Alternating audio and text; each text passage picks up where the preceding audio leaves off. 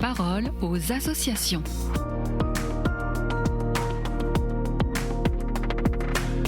Bienvenue dans la parole aux associations. Aujourd'hui, je suis avec Florence Gros. Bonjour, vous êtes la directrice de la fondation OCH, Office chrétien pour les personnes handicapées.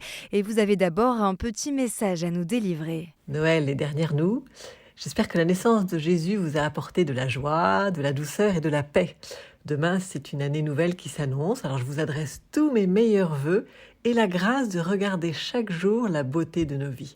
Ce sont Magali et Cyril qui me suggèrent ces vœux. Ils ont un regard sur la vie qui m'inspire. Qui sont Magali et Cyril? Pouvez-vous nous en dire un peu plus? Magali et Cyril sont l'un des 7 couples que l'OCH a réunis pour réaliser un film nommé « Toi et moi et le handicap », un film sur l'amour conjugal quand l'un des deux est malade ou handicapé.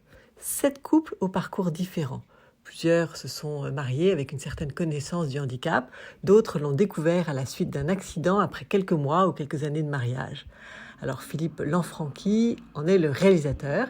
Il a su vraiment récolter leurs témoignages profonds, pleins de tendresse et de joie, mais qui ne cachent pas les difficultés du quotidien. Dans ce film, Magali témoigne avec Cyril à ses côtés. Cyril est atteint d'une maladie neurologique très invalidante appelée lock-in syndrome, le syndrome de l'enfermement, survenu après seulement quelques années de mariage et la naissance de leurs 3 filles. Cyril communique avec ses yeux et son pouce. Dans le film, Magali témoigne de leur vie de famille et professionnelle, de leur quotidien, de leur couple. Et la conclusion est très instructive, je la cite.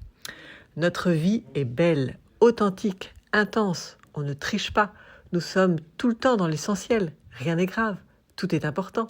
Chaque petite chose a une valeur essentielle si on ne se dérobe pas. » Ce bel exemple pourrait donc être notre façon de concevoir la vie en 2026, savoir s'émerveiller de la vie qu'on reçoit et vivre de l'essentiel. Dans les difficultés, on peut vite se décourager et voir le verre à moitié vide. Vous avez parlé de 7 couples. Est-ce que les autres couples vous ont aussi inspiré? Alors vous savez, les 50 minutes de ce film sont inspirantes. Chacune des histoires est si singulière, si unique. Alors je vous partage quelques autres pépites. Par exemple, Sophie, mariée à Cédric, devenue handicapée moteur à la suite d'un accident de vélo, après 4 mois de mariage, dit « Je ne voulais pas d'une toute petite vie rabougrie. Avec Jésus, on peut être un peu fou. On n'est pas tout seul dans l'aventure. On s'était mariés pour le meilleur et pour le pire était arrivé en premier, le meilleur restait à venir. » Quelle foi en l'avenir! Cédric et Sophie ont eu 4 enfants. Leur vie est exigeante mais grande. Leur témoignage est pour moi source d'espérance. Quant à Brigitte, atteinte d'une sclérose en plaques, et Bruno, il suffit de les regarder pour avoir envie d'aimer. Quand ils se parlent, la maladie disparaît au profit de leur amour qui se lit dans leurs regards et leurs gestes.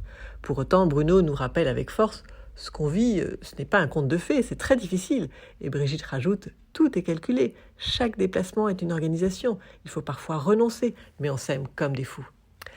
Et puis avec Marc et Charlotte, on prend la mesure de l'importance de la volonté et du pardon dans l'amour conjugal. Leur vie a été rude. Marc est bipolaire et l'alcool n'a rien arrangé. Quand Marc a accepté de se faire soigner, Charlotte a pu redire son oui, prononcé le jour de leur mariage.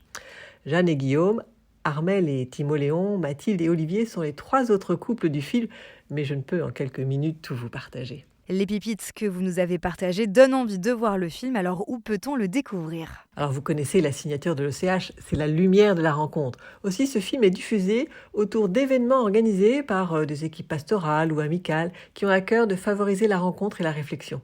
Alors les 2 prochains rendez-vous sont le 15 janvier à 20h30 à Nantes, puis le 25 avril à 15h à la Maison Saint-François de Dinard. L'été prochain, dans les sessions spirituelles que nous organisons, nous projetterons aussi le film. Toutes les informations sont sur och.fr. Et si d'autres petites communautés veulent réfléchir à une rencontre autour de ce film, eh bien l'OCH est partant. Belle et sainte année 2026! Merci Florence pour ce partage et à très vite sur KTO Radio. La parole aux associations.